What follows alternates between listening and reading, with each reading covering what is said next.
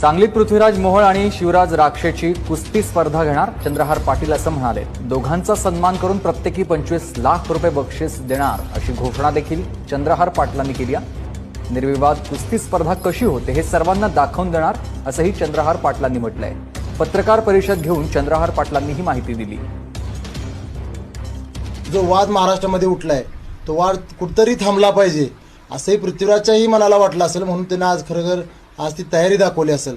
दोघांचा योग्य तो सन्मान करून दोघांना 25 लाख रुपयाचं बक्षीस देऊन ही कुस्ती आज मी तरुण भारत स्टेडियम सांगली येथे घेण्याची माझी तयारी आहे। आता पृथ्वीराजने तयारी दाखवलेली आहे, शिवराजने संध्याकाळपर्यंत त्याचा रिप्लाय येईल, त्याप्रमाणे दोघांच्या तारखेवर ही कुस्ती सांगली शहरामध्ये घेऊन मी या दोघांचा सन्मान करून दोघांना 25 लाख रुपयाचं बक्षीस जाहीर करतो। आणि आता एक नजर टाकणार आहोत